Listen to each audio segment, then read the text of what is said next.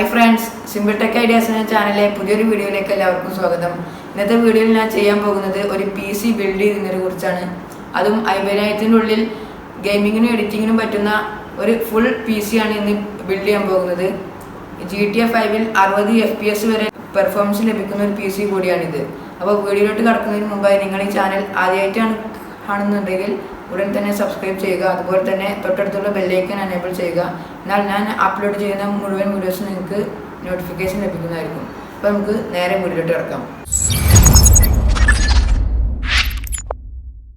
Friends, ഏതൊരു PC build ചെയ്യുമ്പോഴും അതിന് ആദ്യമായിട്ട് ആവശ്യമുള്ളത് പ്രൊസസ്സറാണ്. പ്രൊസസ്സറായിട്ട് ഞാനിവിടെ ചൂസ് ചെയ്തിരിക്കുന്നത് AMD Ryzen 5 5600G 6 കോറും 12 ത്രെഡും വരുന്ന ഒരു പ്രൊസസ്സറാണ്. ഇതൊരു APU ബേസ്ഡ് പ്രൊസസ്സറാണ്. AMDയുടെ റേഡിയൻ ഗ്രാഫിക്സ് വരുന്നുണ്ട് ഇതിൽ. AMDയുടെ റേഡിയൻ ഗ്രാഫിക്സ് എന്ന് പറഞ്ഞാൽ ഗെയിമിങ്ങിനും എഡിറ്റിങ്ങിനും നല്ല പെർഫോമൻസ് തരുന്ന ഒരു പവർഫുൾ ഗ്രാഫിക്സ് ആണ്. അതുകൊണ്ട് നമ്മളിവിടെ പ്രത്യേകം ഗ്രാഫിക്സ് കാർഡ് ഉപയോഗിക്കുന്നില്ല. ഗ്രാഫിക്സ് കാർഡ് പിന്നെ നിങ്ങൾക്ക് ഫ്യൂച്ചറിൽ അപ്ഗ്രേഡ് ചെയ്യാവുന്നതാണ്. അതുപോലെ തന്നെ ഇതിൻ്റെ ഓൺലൈൻ പ്രൈസ് വരുന്നത് 13,500 താഴെയാണ്. അപ്പം ഇനി അടുത്തായിട്ട് ചൂസ് ചെയ്യേണ്ടത് മദർ ബോർഡാണ്. മദർ ബോർഡായിട്ട് ഞാനിവിടെ ചൂസ് ചെയ്തിരിക്കുന്നത് MSI B550M Pro VDH Wi-Fi mother ബോർഡാണ്. ഇതിൽ DDR4 സപ്പോർട്ട് ആകുന്ന 4 RAM സ്ലോട്ടും അതുപോലെ തന്നെ M.2 ME സ്ലോട്ടും അവൈലബിൾ ആണ്. ഇതൊരു ഫ്യൂച്ചർ പ്രൂഫ് മദർ ബോർഡ് കൂടിയാണ്. ഇതിൽ PCI 4th Gen സപ്പോർട്ട് ആകുന്നുണ്ട്. അതുപോലെ തന്നെ വൈഫൈയും ബ്ലൂടൂത്തും ഇൻബിൽഡ് ആയിട്ട് വരുന്നുണ്ട്. ഇതിൻ്റെ ഓൺലൈൻ പ്രൈസ് വരുന്നത് 10,300 താഴെയാണ്. അതുപോലെ തന്നെ ഇത് അത്യാവശ്യം കേടുപാട് സംഭവിക്കാത്തൊരു മദർ ബോർഡ് കൂടിയാണ്. അടുത്തതിന് റാം ചോയ്സ് ആയിട്ട് എടുത്തിരിക്കുന്നത് XPG Gamix D30 3200 MHz speed വരുന്ന 8GB 2 സ്റ്റിക്കാണ്. അപ്പോൾ ടോട്ടൽ 16GB ആണ് ഉപയോഗിക്കുന്നത്. ഇത് ക്യാബിനറ്റിൽ വെച്ചാൽ അത്യാവശ്യം ലുക്ക് കിട്ടുന്ന ഒരു റാം കൂടിയാണ്. ഇതിൻ്റെ ഓൺലൈൻ പ്രൈസ് വരുന്നത് 2,300 താഴെയാണ്. അപ്പോൾ ഇനി അടുത്തായിട്ട് വേണ്ടത് സ്റ്റോറേജ് ആണ്. സ്റ്റോറേജ് ആയിട്ട് ഞാനിവിടെ SSD ആണ് ഉപയോഗിക്കുന്നത്. HDD-നെക്കാളും 30 ഇരട്ടി പെർഫോമൻസ് SSD കിട്ടുന്നുണ്ട്. അപ്പോൾ SSD ആയിട്ട് XPG Gamix S11 Pro M.2 ME 512GB storage വരുന്ന ഒരു SSD ആണ് ഉപയോഗിക്കുന്നത്. ഇതിൻ്റെ പ്രൈസ് വരുന്നത് 4,500 താഴെയാണ്. ഇനി PSU ആയിട്ട് കൂളർ മാസ്റ്ററിൻ്റെ 550 വാട്ട് വരുന്ന 80+ ബ്രോൺസ് സർട്ടിഫൈഡ് ആയിട്ടുള്ള ഒരു PSU ആണ് ചൂസ് ചെയ്തിരിക്കുന്നത്. ഇതിന് ബ്ലാക്ക് കേബിൾസ് ആയതുകൊണ്ട് കേബിൾ മാനേജ്മെൻറ്റിന് നല്ല യൂസ്ഫുള്ളായ ഒരു PSU കൂടിയാണ്.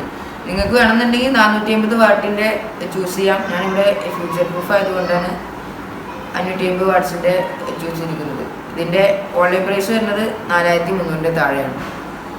അടുത്തായിട്ട് വേണ്ടത് ക്യാബിനറ്റ് ആയിട്ട് നിങ്ങൾക്ക് ഏത് വേണം ചൂസ് ചെയ്യുക. അത്യാവശ്യം എയർ ഫ്ലോ ഉള്ളതായാൽ മതി. RGB ഉള്ളതോ RGB ഇല്ലാത്തതോ ഏത് വേണം ചൂസ് ചെയ്യുക. ഞാനിവിടെ ചൂസ് ചെയ്തിരിക്കുന്നത് and spot 220 air gaming cabinet ആണ്. ഇതിൻ്റെ ഫ്രണ്ടിൽ 3 RGB ഫാനും ബാക്കിൽ 1 RGB ഫാനൊക്കെ വരുന്നുണ്ട്. ഇതിൻ്റെ പ്രൈസ് വരുന്നത് 3,800 താഴെയാണ്. ഒരു ബജറ്റ് റേഞ്ചിലുള്ള ക്യാബിനറ്റ് കൂടിയാണിത്. അടുത്തായിട്ട് മോണിറ്റർ ഞാനിവിടെ ചൂസ് ചെയ്തിരിക്കുന്നത് സാംസങ്ങിൻ്റെ 24 ഇഞ്ച് വരുന്ന ഒരു മോണിറ്ററാണ്.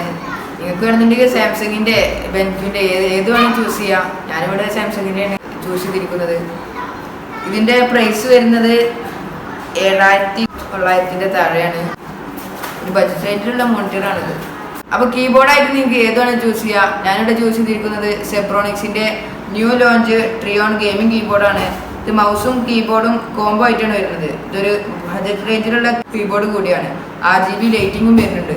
ഇതിൻ്റെ റേറ്റ് വരുന്നത് 900 താഴെയാണ്. അപ്പോൾ ഇത്രയാണ് ഈ PCയുടെ പാർട്സുകൾ. ഈ PCയിൽ വാലറന്റ് കളിക്കുകയാണെന്നുണ്ടെങ്കിൽ 90 FPS വരെയൊക്കെ നിങ്ങൾക്ക് കിട്ടും. അതുപോലെ തന്നെ ക്വാളിറ്റി സെറ്റിങ്സ് കുറച്ച് കഴിഞ്ഞാൽ 100 FPS അതിൻ്റെ മുകളിലേക്കൊക്കെ നിങ്ങൾക്ക് എക്സ്പെക്റ്റ് ചെയ്യാം.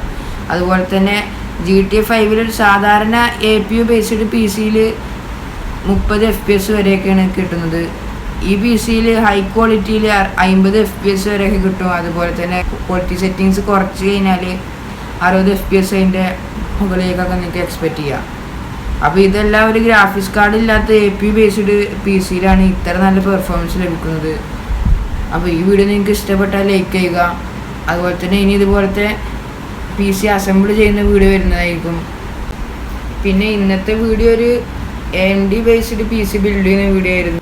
ഇനി Intel based P C build ചെയ്യുന്ന വീഡിയോയും വരുന്നതായിരിക്കും. അതുപോലെ തന്നെ ഈ പി സിയുടെ പാർട്സുകളുടെ ഓൺലൈൻ പർച്ചേസ് ചെയ്യാനുള്ള ലിങ്ക് ഡിസ്ക്രിപ്ഷനിലെ ഫസ്റ്റ് കമൻറ്റിൽ പിൻ ചെയ്യുന്നതാണ്.